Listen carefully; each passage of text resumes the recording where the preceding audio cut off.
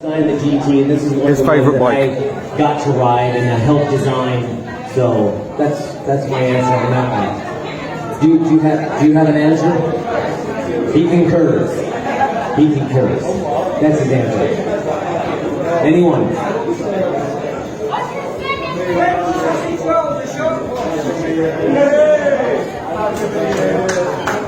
One more time.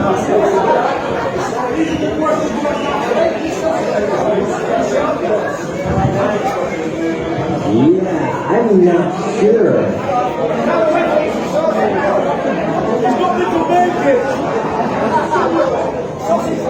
Yeah, sausage roll. Yeah.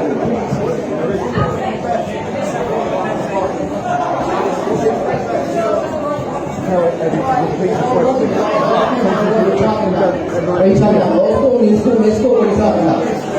New school. Yeah. Well, it's hard to say what the absolute best new school is, but S&M has a super great new school bike. Fishbone Jackie has a real nice one. KHS has one. There's so many nice flatland bikes out there. Our boy, I wrote that. Yes.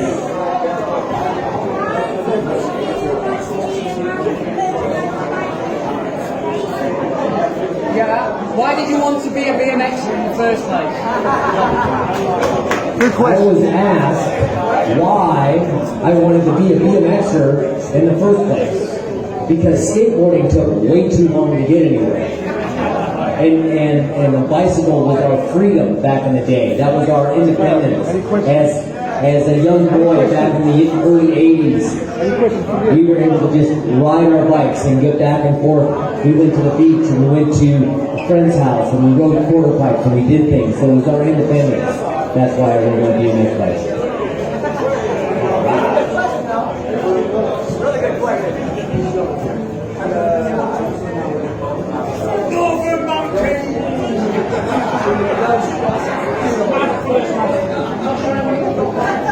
I was asked how many times has Bob Harrow ever beaten me in a competition? Never.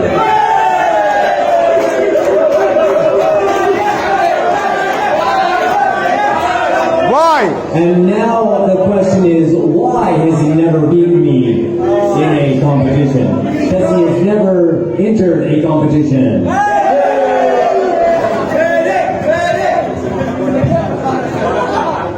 Martin's hiding. He's afraid of the truth. I'll take it. Tell us a story about SC where you used to go courses down to SC. So when I was a young kid and started to ride BMX freestyle, I didn't come from a rich family.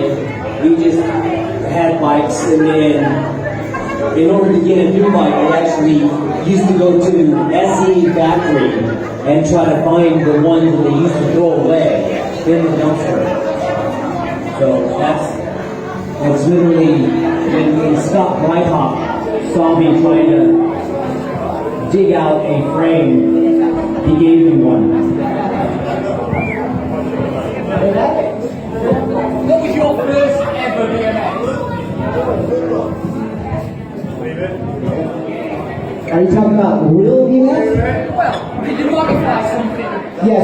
So in the early days, I would ride a Schwinn to emulate our heroes. One of my heroes was a guy on my block who would race a speedway.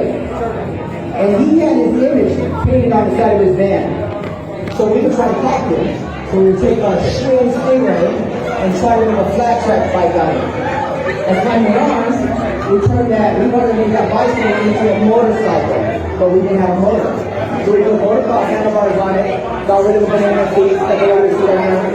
But the very next bike that really changed my life to going into BMX was a Repco. So I rode a Repco, then I rode a Suzuki bike, I rode a Grado. You guys know the Grado was a shop bike. 20-inch back wheel, 22-inch front wheel, and then from there on forward. So yeah. How did the double bend work? Was it 87? Yeah. So I was discussing this earlier today, and the double bend. Yeah. So they asked what the question was: how did the double bend come to be on the GT bike? Yeah, 87. So what happens is, when I was designing, inventing tricks, I would put my feet all over the bike. And so if I had an 87 right here, I could kind of describe it. But with that particular S-spin, I would kick, you saw me do the long flail in the parking lot today. I kick from there and go around.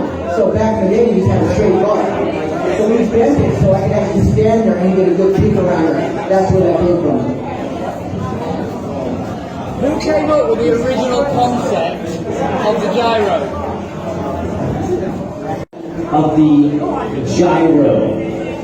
And it was Brian Skurra that came up with this idea. And Brian had told me some of the story about it, saying that he had to finance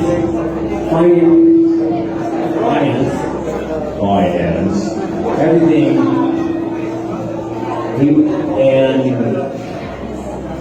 borrowed money and did everything, living in a garage, did everything he had to do until he actually sold it to Odyssey.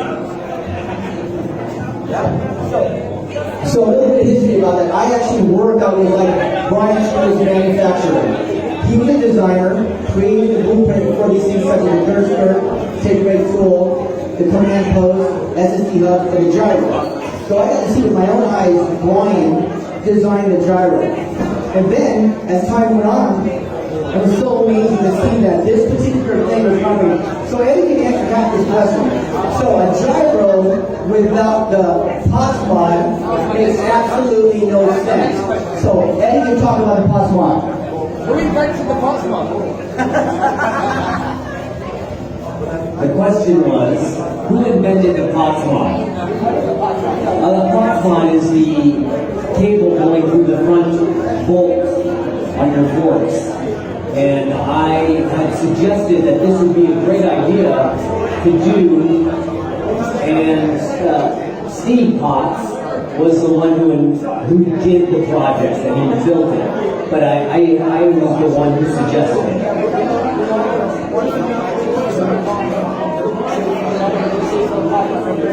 We used to spin the cable all the way around and just continuously do that. The longer the cable, the more spinning we would do. But it just made more sense to have the cable go through the center. So sometimes you spin the ball one time, and then two times, and we spin it back. Funny enough, you see us ride, and we keep spinning our bars some years later. So yeah. So the perfect marriage before for the Potsmon and the gyro to come together, so it's great. Very innovative. Yeah.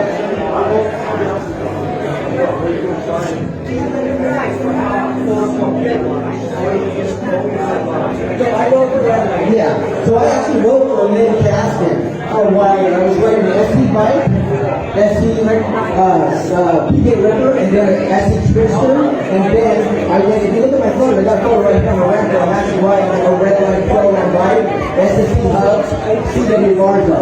Yeah. So all this is question. Yeah, gyro.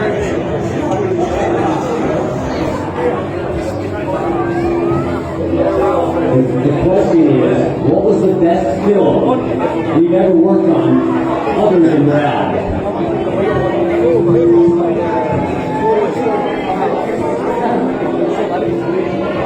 I'm going to say probably The Hangover.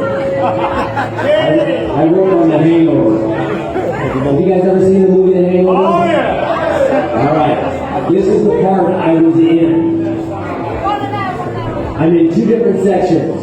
The first section is when the cop car is driving on the sidewalk and people are getting out of the way, and he's telling the blonde lady to get out of the way. I am standing right behind her and getting out of the way.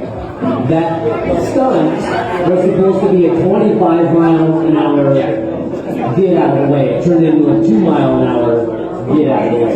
The second part that I was in on The Hangover was, remember when they were getting the Mercedes-Benz out of the impound yard, and they said it was messed up beyond all recognition.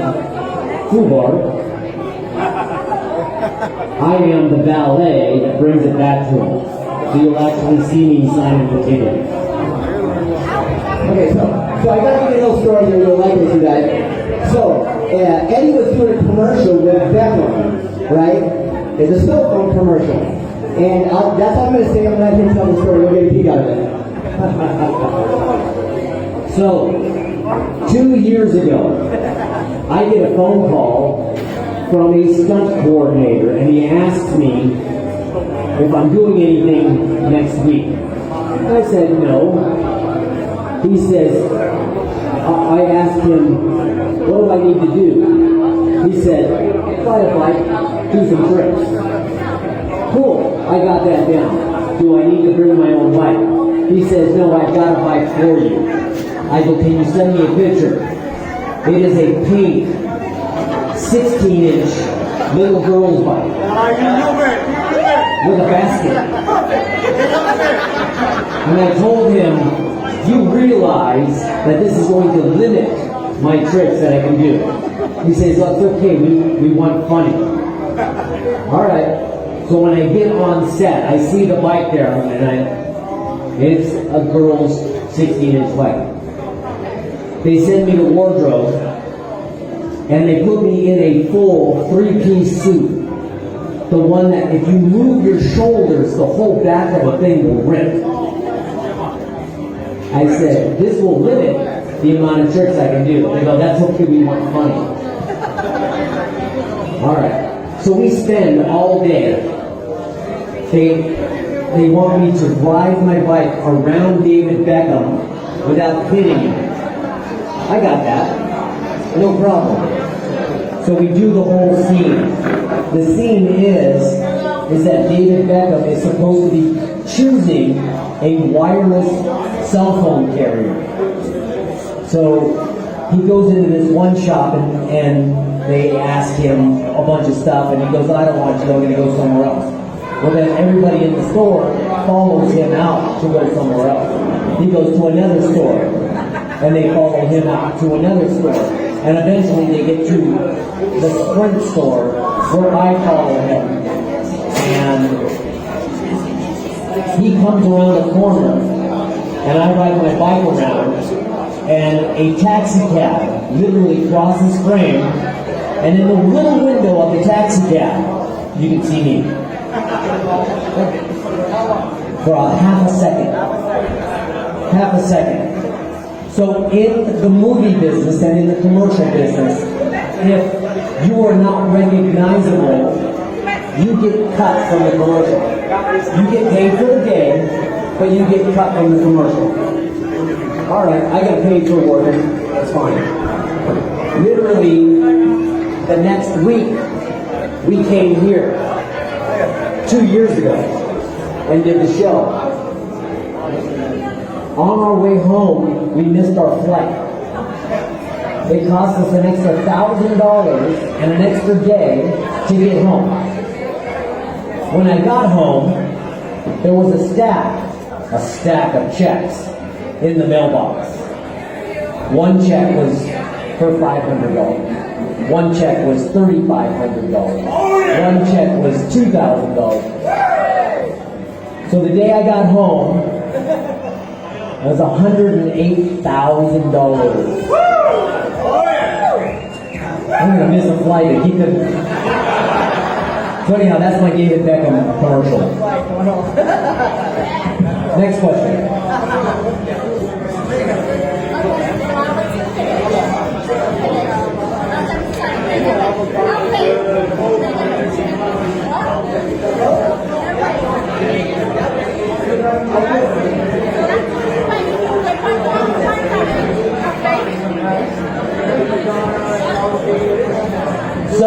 So the question was, is who came up with all the different colors that GT had back in the early 80s?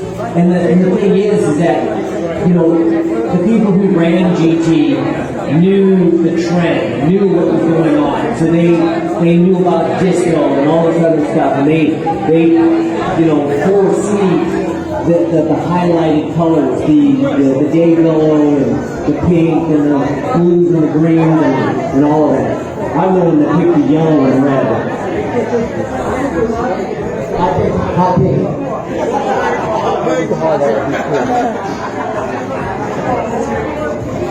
Tony wants to know the highlight of your career. The highlight of my career? I can't answer that. It's not over yet. So far. About you, Eddie? Eddie, what about you? I'm going to have to say, just the same as Martin here is we haven't stopped writing. I'm still writing. I'm having fun. There's the highlight. I think the highlight my archive, and I got stacks and stacks of stuff that nobody's ever seen before. I showed John or Nick a couple of the days that I had, but it's very secretive to me because I'm going to actually reveal that stuff in due season. So right now, I just don't really want to show that, but I have a ton of stuff. So the question is, what bikes do we still have from back in the day? And because we were sponsored, think about this, because we were sponsored, the company would give us bikes. If our bike was scratched and didn't look good, we'd get a new bike. So we didn't need to hang on to our old bikes. It wasn't a collectible back then. So we just handed them out. My neighbors all rode GTs. My cousins all rode GTs. My friends all rode GTs. These are the bikes that were just given to me. And the thing is that we never thought about saving them because we knew that we could get another one. And GT was smart by keeping us provided and with the best looking bike possible. That's what made us professionals. So it's really cool. So just some of the perks that we had for being sponsored by the factory team. For me, I was factory GT, but I had friends at CW, and yet I had friends at Hutch. So I can go to Hutch anytime and get free cranks, necks, or whatever. I can go to CW and get free stuff. But if you can imagine this, two young lads that are doing something that we love to do, we're getting paid in writing, we go to the GT manufacturing with a shopping cart and literally shop like we're shopping. This many goosenecks, this many bars, this many pellets, etc., etc. Back home we have. At one time, we had like 13 bikes at a time. But as a lot of you guys know, no two bikes ride exactly the same. So I finally got to the point where I said I just want one good sound bike, and like Eddie says, we give them to our neighbors and our friends or whatever. And funny enough, a lot of those guys call me back and say, hey, remember that bike you gave me? And I'm like, dude, you still got it? I want that bike back, and they're gone. So they're all over the United States, so yeah, it's pretty cool. How did you get with GT? How did you get with GT? So the question is how did I get with GT?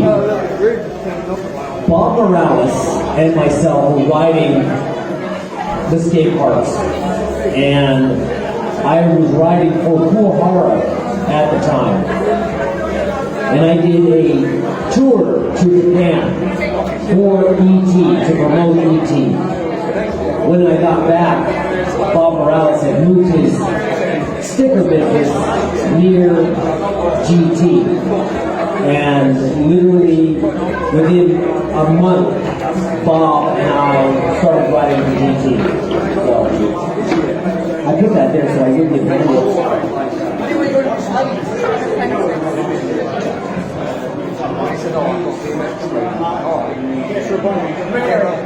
All right, I'm going to let Martin answer this question.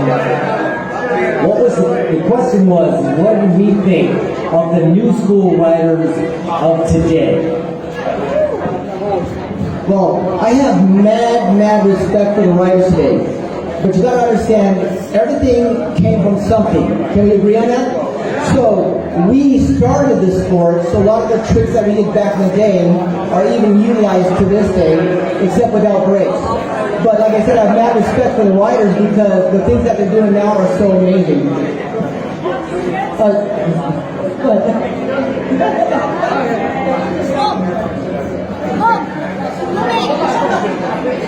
wait, one second. Yes.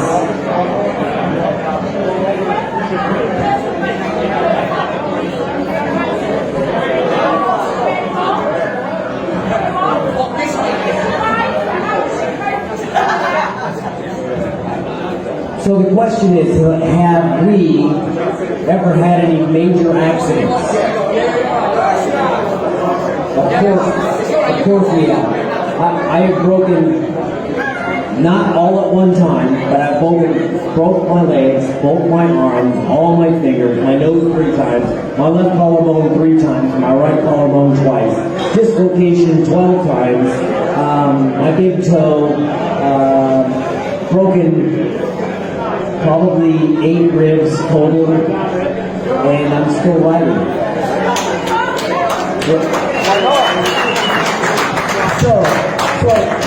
So the cool thing is, if Matt Hoffman was here, we already think of the answer to that. Every bone from head to toe. So yeah, so it's crazy. So yeah, I broke a couple things. I broke a jaw, broken half on both sides, had a pin sticking out of my nose right here, and I could actually put my glasses on right there, and they wouldn't fall off because the grid was sticking out right here. So I broke my jaw, broke my leg, and broke my finger, but that's about it. So not too shabby. All right, we're going for one last question. One last question.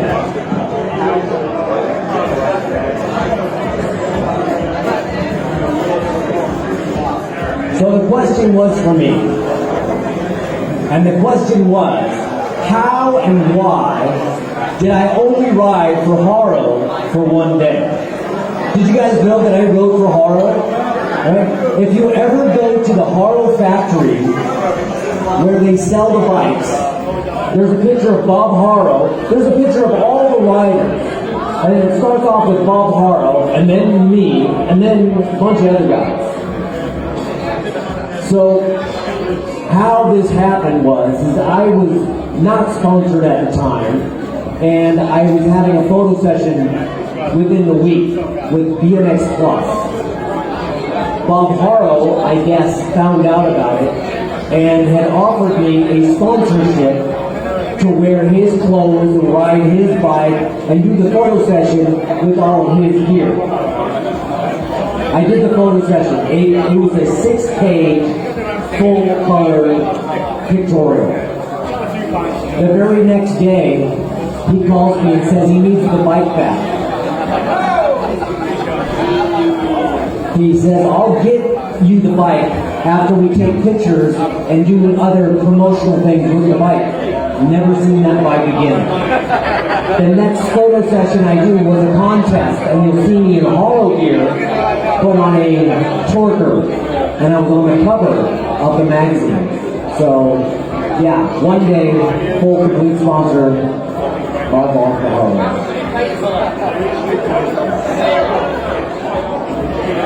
How much did Bob pay me for that? But that's okay, because I'm still riding bikes.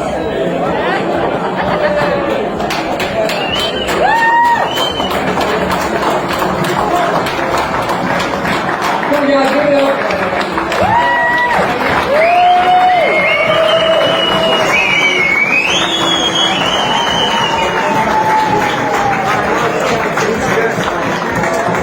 Hey, give me that.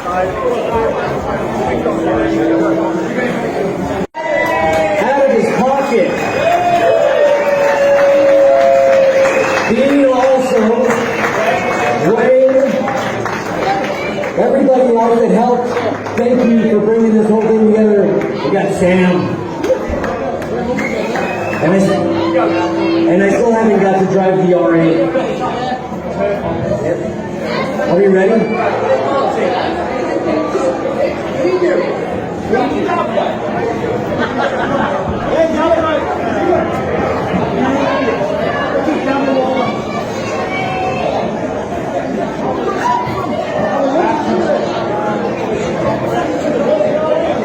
Okay, so we're going to do the raffle. And There you go. So ready to raffle? Just like to thank everybody for coming. You're all awesome. Everybody, give everybody a round of applause. Come on.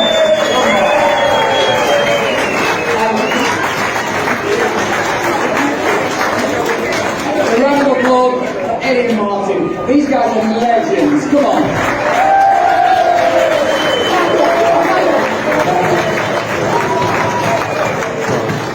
So, we've got a few prizes to go through, so we may need to do this a little bit of a shorter time. So we'll start off. I'm going to pass the microphone over to you. Are you okay? Yeah. So what we're going to do, Eddie and Martin are going to pick the winners.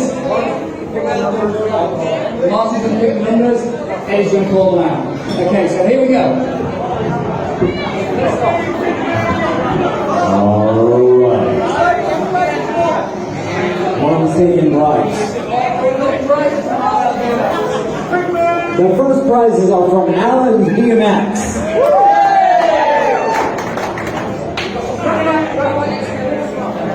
Graphite X pedals. Headset. Yeah, really cool stuff. Number 253. 253. Pasco.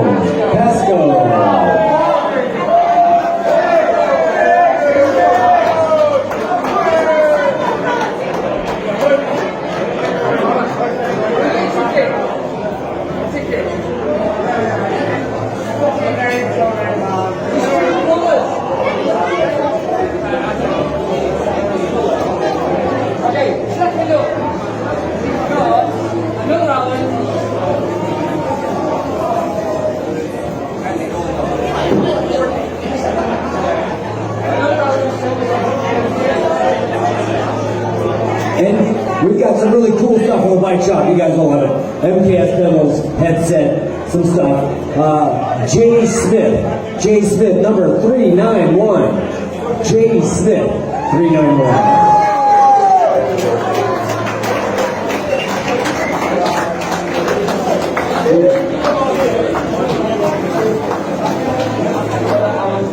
All right. The next runner-up is Tig, Tig number 613. We're in the far back. We got to do this really quick. We're just going to kind of raffle them off.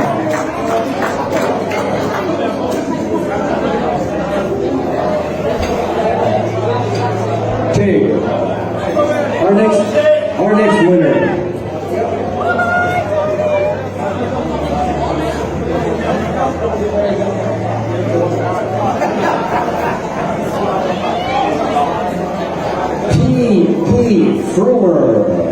Frumer is 51, blue 51, blue 51, blue 51.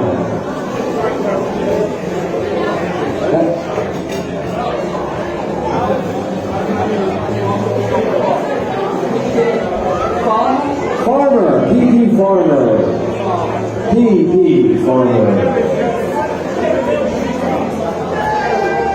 We got it. All right. He's outside.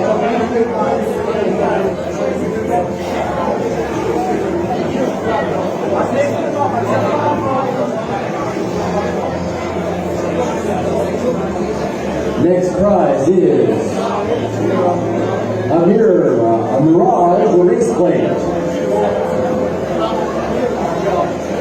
Pink 449. Pink 449. Lee 449. Pink 449.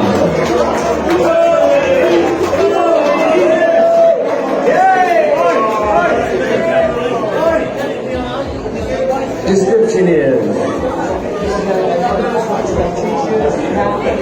t-shirt. This is an Eddie swag bag. So it's a t-shirt, a hat, a couple other stickers, things like that. Andy Butler, is that it right? 376 blue, 376. Andy Butler, you got it coming.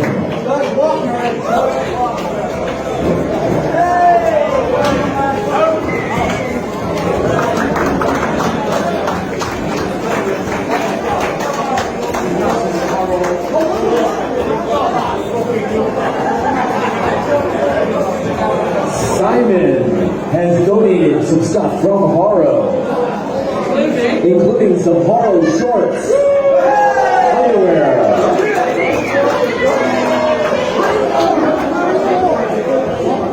I think Haro himself wore them. John Hook, white 92, white 92. John Hook. Is nobody ready for that?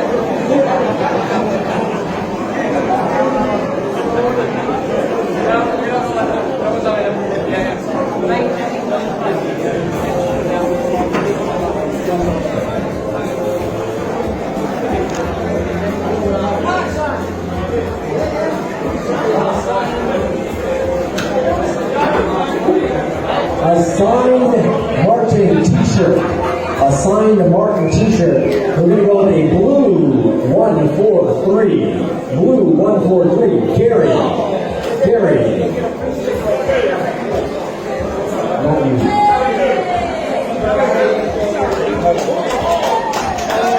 Gary Bunce!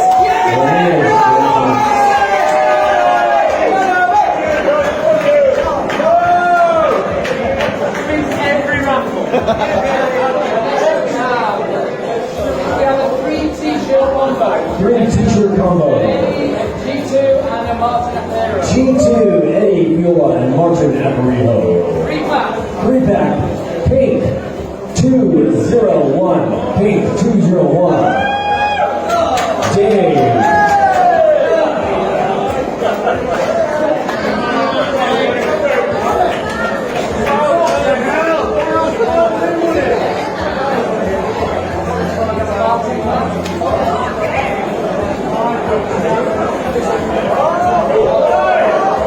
We have a Martin pack. A Martin pack. This pack includes a Martin signed coffee cup. One Pepsi signed by Martin Aparijo. And a t-shirt signed by Martin Aparijo. Pink 220. D. Low.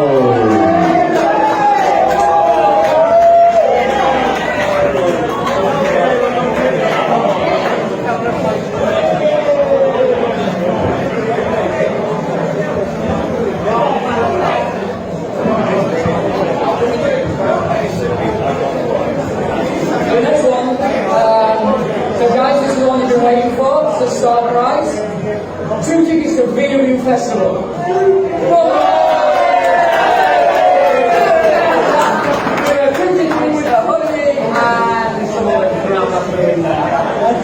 So we have number white 108 JV.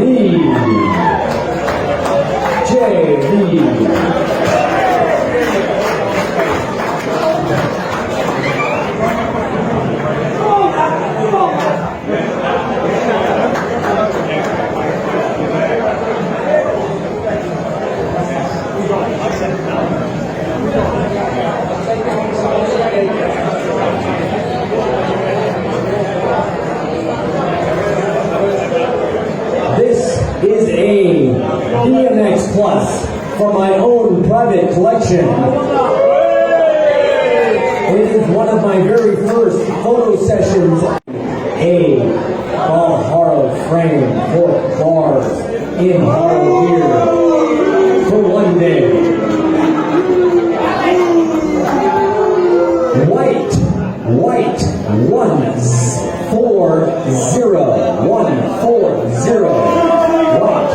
4-0.